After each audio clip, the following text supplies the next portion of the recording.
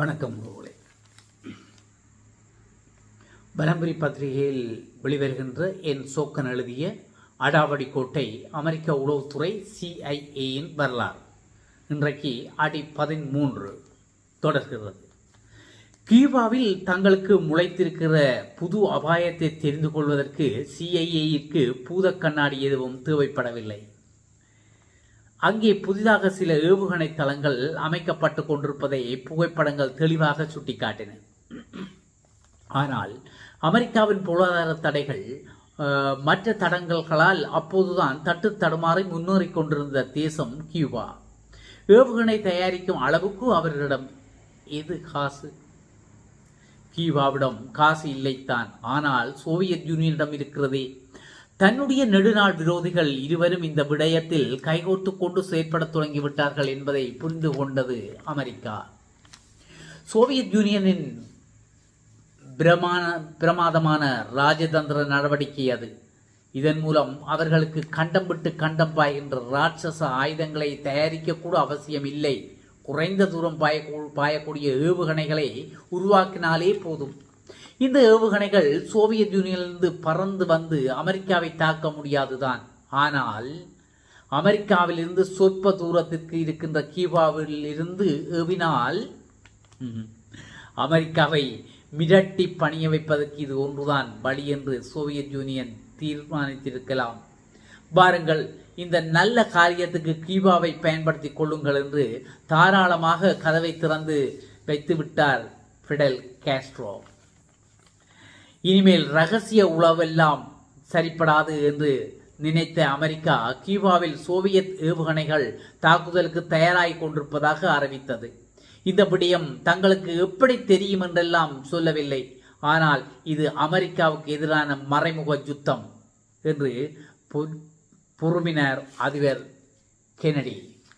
கியூபாவில் நடப்பவை அனைத்தும் அமெரிக்காவின் பாதுகாப்புக்கு விரோதமானவை.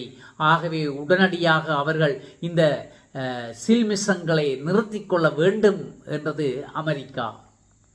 காஸ்ட்ரோவா கேட்கிறாள், சரிதான் போய்யா என்று அவர் தன்னுடைய வேலையை பார்த்து கொண்டு சும்மா இருந்து விட்டார்.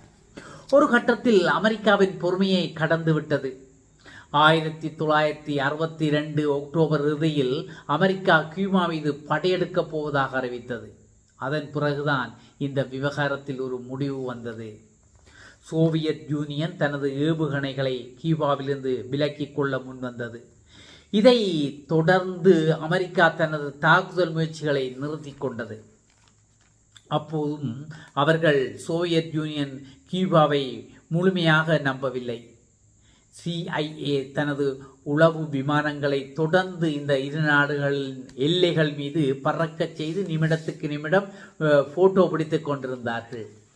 இந்த புகைப்படங்களின் மூலம் சோவியத் ஏவுகணைகள் கியூபாவிலிருந்து அகற்றப்படுவது உறுதிப்படுத்தப்பட்டது. இந்த தகவல் CIA அறிக்கையாக அமெரிக்க ஜனாதிபதியை சென்றடைந்த பிறகுதான் அவர் கொஞ்சம் நிம்மதியாக மூச்சு விடத் தொடங்கினார். ஒருவேளை சோவியத் ஏவுகணைகள் கியூபாவில் வெற்றிகரமாக பரிசோதிக்கப்பட்டு தயாரித்திருந்தால் அவர்களால் எந்த முக்கிய அமெரிக்க நகரத்தையும் அழித்திருக்க முடியும். இப்படியோர் அதி பயங்கரமான ஆபத்திலிருந்து தப்பி பிழைத்திருக்கிறோம் என்கின்ற நினைப்பு CIA சும்மா உட்கார அனுமதிக்கவில்லை. இன்றைக்கு கியூபாவில் இருந்து ராக்கெட் விட நினைத்த சோவியத் நாளைக்கு வேறொரு திசையில் ஏதோ ஒரு ஆளில்லா தீவில் உட்கார்ந்து கொண்டு மறுபடியும் அமெரிக்காவை மிரட்ட மாட்டார்கள் என்பது என்ன நிச்சயம்? இதனால் CIA மீண்டும் தங்களது உளவு நடவடிக்கைகளை தீவிரமாக்கினார்கள். அமெரிக்காவுக்கு எதிராக அல்லது அமெரிக்க விரோதிகளுக்கு ஆதரவாக உலகம் முழுவதும் யார் என்ன செய்கிறார்கள் என்பதை தெளிவாக தெரிந்து கொண்டாக வேண்டும்.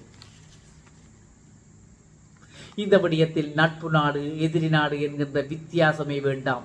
என் கடன் உளவு செய்து கிடப்பதே என்று எல்லோர் மீதும் தங்களது விமானங்களை ஏவி போட்டோ பிடிக்க தொடங்கியது CIA. மிஞ்சிய நேரத்தில் அந்தந்த ஊர்களில் CIA அலுவலகங்களை ரகசியமாக அமைத்து உள்ளூர் ஆட்களை ஏஎண்டாக பிடித்து போட்டார்கள். உளவுத்துறையில் இயந்திரங்களை விட மனித உளவாளிகள் ஒற்றர்களுக்குத்தான் மரியாதை அதிகம்.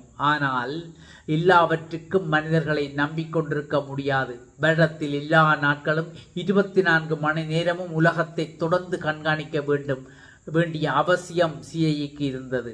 அத்தனை உளவாளிகளும் ஆளுகளுக்கு எங்கே போவது? இங்கேதான் சிஐக்கு தொழில்நுட்பம் கை கொடுத்தது.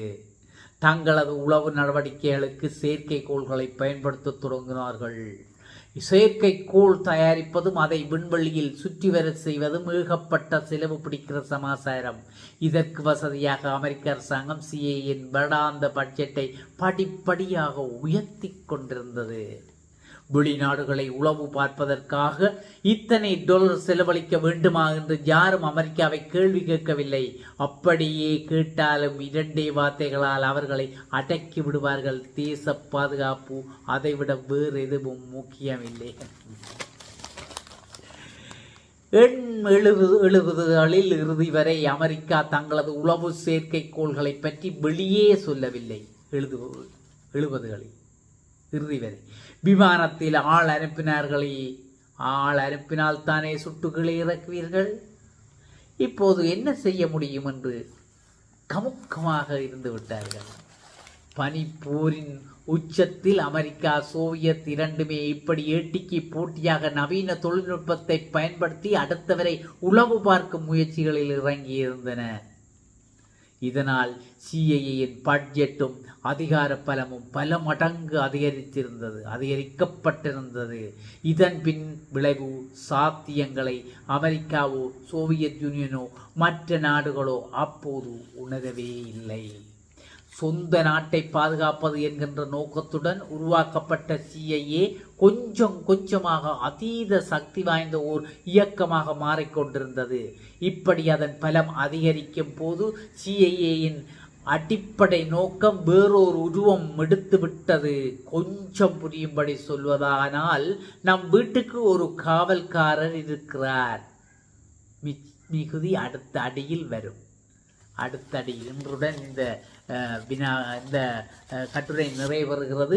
பாருங்கள், நம் வீட்டு ஒரு காவல்காரர் இருக்கிறார். அந்த காவல்காரர் என்ன செய்ய போகிறார், ஏது செய்ய போகிறார், இதை சொல்ல போகிறார்கள் என்று அடி 14 உங்களுக்கு தருகின்றோம். அதுவரை பொறுத்திருங்கள். மீண்டும் உங்கள் அனைவரிடமிருந்தும் அடாவடி கோட்டையில் சந்திக்கும் வரை நான் விடைபெற்றுக் கொள்கின்றேன். நன்றி, வணக்கம்.